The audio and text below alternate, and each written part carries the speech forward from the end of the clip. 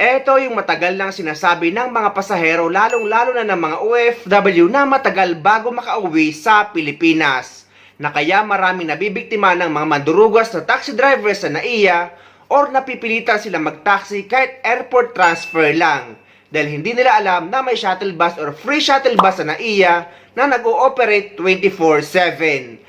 May karatula man nga pero sobrang liit, kailangan mo pa gumamit ng telescope. Buti na lang at nagpapasalamat tayo na napansin ito ni DOTR Secretary Dizon na dapat paglabas pa lang ng mga pasahero sa arrival baggage claim area ay bubungad din sa kanila ang malaking karatula or signage na may free shuttle bus na nag-ooperate 24 oras.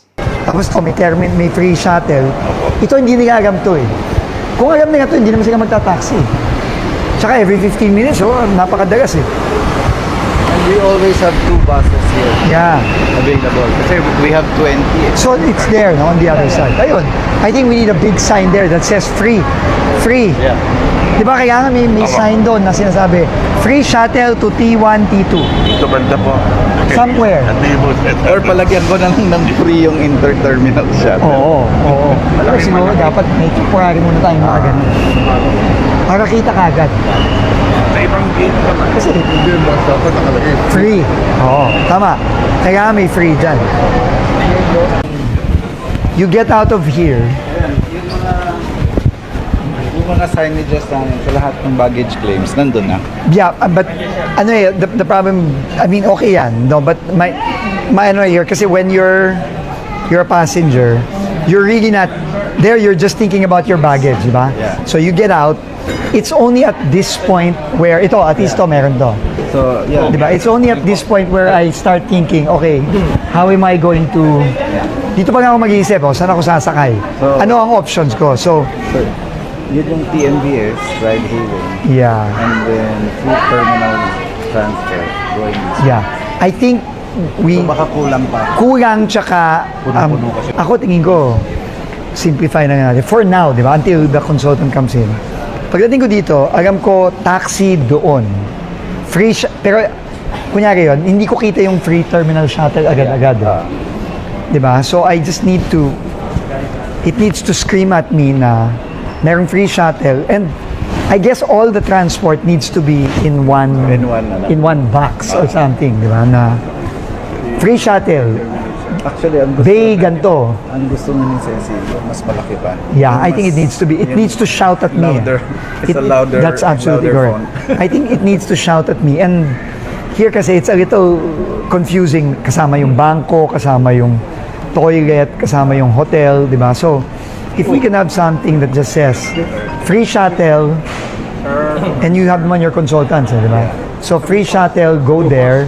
Taxi, go here. Sa mga walang idea sa pagsakay sa libreng shuttle bus sa NAIA kapag may airport transfer at sa UB Express kapag naman may city transfer or pupunta sa mga karatig probinsya or mga bus terminal or mga mall, eto guys, panoorin nyo. Dahil nga sa sunod-sunod na mga OFW or mga pasahero na nabibiktima sa NAIA ng mga mandurugas na taxi driver, kagaya na nga lang nung nag-viral nung nakaraan. At kaya pala hindi matapos-tapos ang problema na yan sa NAIA dahil pala ang mga airport police ay kasabwat nila na sinisingil sila ng porsyento, kaya napipilitan din ang mga taxi driver na tagain or taasan ang pamasahe ng mga pasahero na karamihan ay mga OFW. Kaya muling nagpaalala ang pamunuan ng NAIA para sa mga pasahero, lalong-lalo na sa mga OFW na may connecting flight or domestic flight or tinatawag na airport transfer, na para hindi kayo mabiktima ng mga taxi driver or mandurugas sa taxi driver sa NAIA, ay mayroong shuttle bus sa NAIA na nag-ooperate 24/7 at ito ay free of charge, meaning ay wala kayong kahit anumang babayaran. Ipakita nyo lang ang inyong ticket kung may connecting flight kayo. At sa mga walang idea, lalo sa mga magagaling sa NAIA Terminal 2 na papunta sa NAIA Terminal 1 or NAIA Terminal 3, eto guys kung saan kayo mag-aabang ng shuttle bus. At kung sa NAIA Terminal 3 naman kayo or NAIA Terminal 1, ay magtanong kayo sa mga taga-airport. At kung sinasabi ng mga taga-airport na walang shuttle bus, ay sa mga tao kayo or mga kapwa pasahero magtanong na nakakaalam. Dahil minsan sinasabi ng mga security guard at ng ibang mga taga-airport na wala daw shuttle bus para mai-offer silang taxi na kasabwat nila. So dito nyo makikita ang shuttle bus sa NAIA Terminal 2.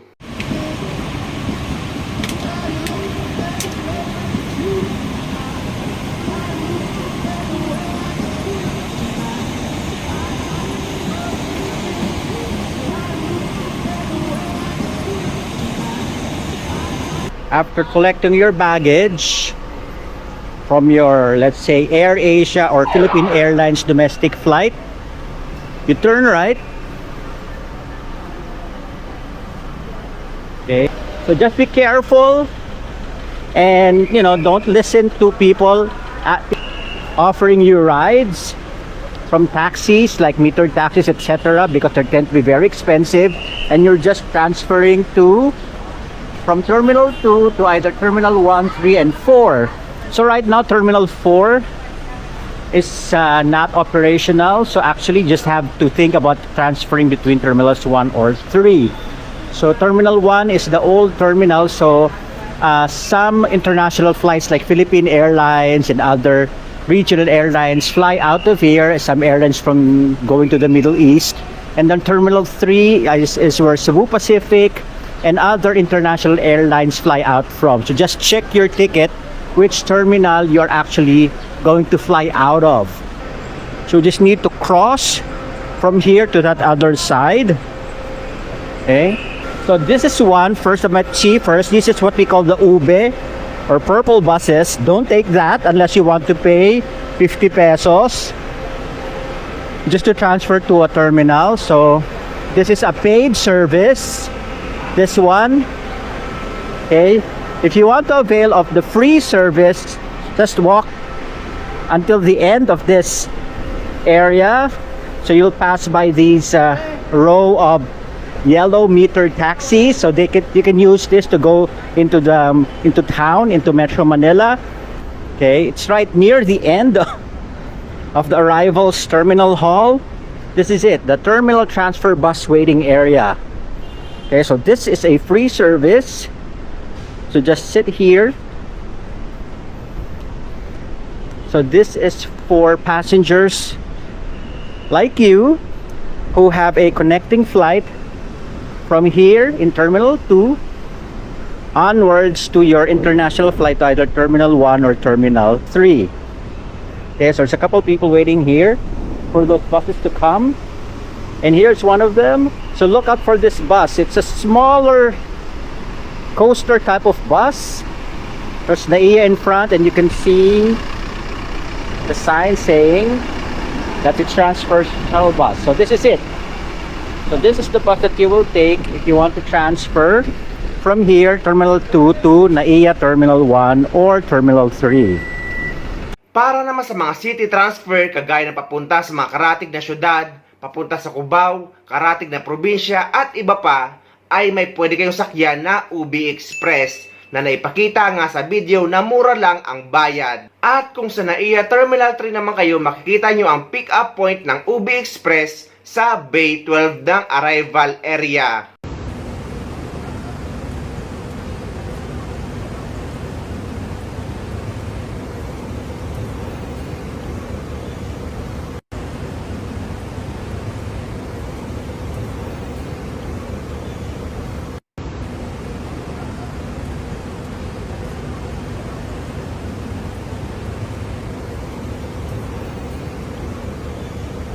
Sa mga nagtatanong naman kung saan daw ba ang pick-up point at mga destination ng UB Express, bisitahin nyo guys ang Facebook page nila na ilalagay ko sa description ng video na ito. At yung mga oras at iba pa mga dapat yung malaman ay nasa Facebook page nila. Paalala din na kapag gagamit kayo ng taxi sa NAIA, lalo na kapag airport transfer kayo at pinakitaan kayo ng card ng mga rate daw ng pamasahe na libo-libo ang halaga, ay i-video nyo at para mareklamo nyo sa DOTR. Dahil mahigpit yang pinagbabawal. Kaya guys, para maiwasan nyo ang mga ganito ay mas maigi na shuttle bus na lang ang sakyan nyo. Naiimbestigahan na rin ng Lawyers for Commuter Safety and Protection ang napakamahal na pamasahe sa mga taxi sa mga paliparan.